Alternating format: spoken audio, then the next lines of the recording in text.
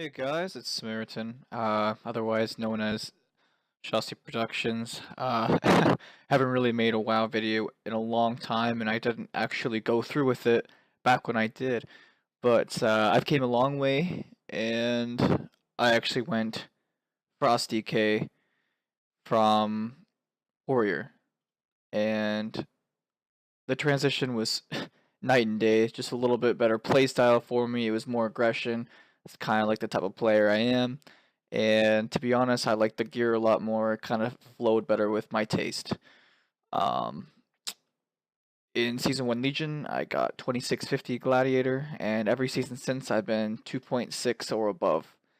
A very consistent player. I play with very good players as well, but everyone needs to have a guide, and I've been asked to make this guide, so here I am. Okay, so first off, we're going to start with our talent trees.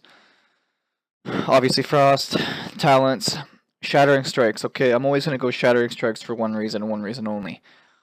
We have Hungering Rune Weapon, and I'm going to stack that with Avalanche. Okay? And what that means is I'm going to be spamming Obliterates constantly, but eventually it'll run out and I'll have no runes, so I can go Obliterate, Obliterate, Obliterate, and then it'll probably do another Obliterate. But you're gonna run out of runes eventually, right? That's where this comes in. Frost Strike does a ton of damage with this proc.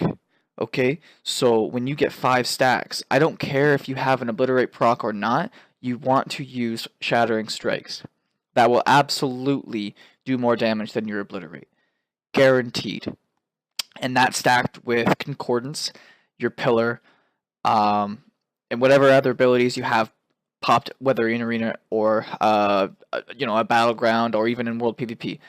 It's gonna go the same no matter what. Okay, and for the honor talents, always run overpowered rune weapon. It's pretty self-explanatory. It reduces it by 2 minutes. I mean, it lines up with Hungry Rune Weapon every time, and you have to have that cooldown paired with Avalanche. I can't stress that enough. It lines up with your pillar. Why not have every single one of your burst abilities line up in order? I know people have been running Icy Talons and that with Ice Cap, but really the short burst isn't worth it. You want to have kill opportunities every minute. That's usually every comp that you play, unless you play like for example S-Cleave with an Affliction Warlock. You might want to change your build a little bit, but even then I stay the same build because big burst damage in Legion is how you win games. It's not really about the rot. Some comps are, but as a DK, as a Frost DK particularly, it's not the case.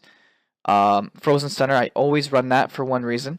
When I grip someone in, I always use my root when I do that. Because, for example, against the Resto Shaman, you can grip them in, and they have an ability called Gust of Wind, where they can fly away.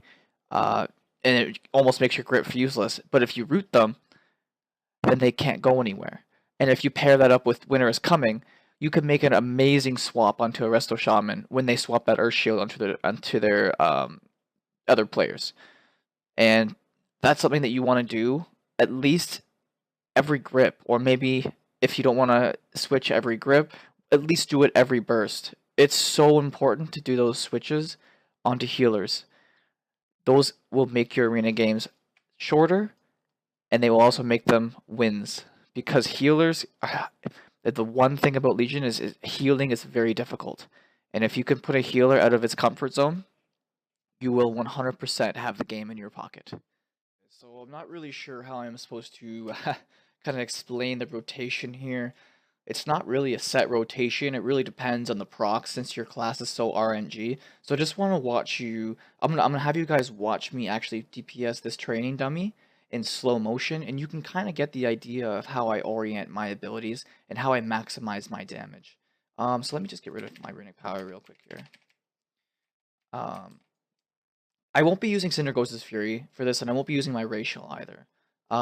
Just because it makes it more balanced for everyone to get a general idea of how much damage they should be doing in their initial burst. Okay, so let me just go ahead. It'll be reset, so that's fine.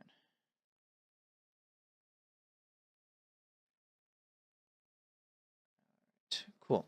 So I'm just gonna jump in here and I'm gonna try and do the most damage I possibly can in, let's say, timer here, stopwatch.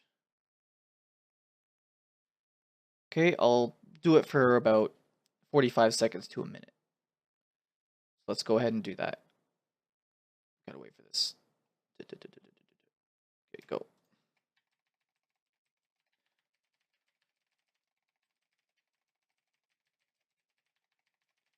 Doing the most possible damage I can.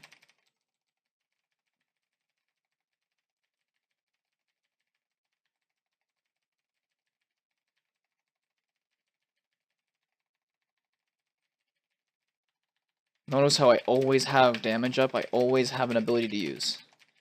It's so crucial.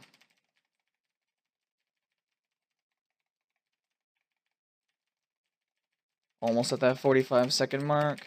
Still having damage non-stop.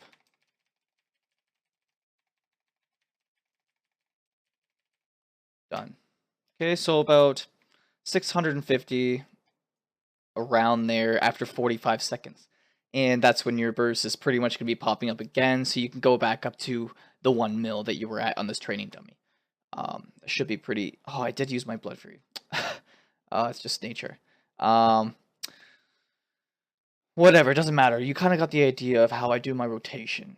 It's pretty easy for me because I've been doing it so long, but for someone else that's just starting, maybe it's not. And I can't remember if it was ever hard because it's been so long. But that's what my general rotation is, and I'll show you in a few arena clips that that's the same case as well. So we'll just jump to that. Okay, so I'm just at a skirmish right now. I have no idea who these guys are. It's actually Double DK, which is ironic enough, versus a Mistweaver, Fury Warrior, and a Demon Hunter, okay? This is the same thing I would do against this comp, for example, if I was in an arena that's rated. So, first of all, you're going to want to throw your focus on, doesn't really matter. And I'm going to start the Warrior here because he's going to be easier to kill. Just going to be hitting him. Gonna try and get a slow one. I have a focus slow up here. Put a slow one. I'm gonna go chase him right now.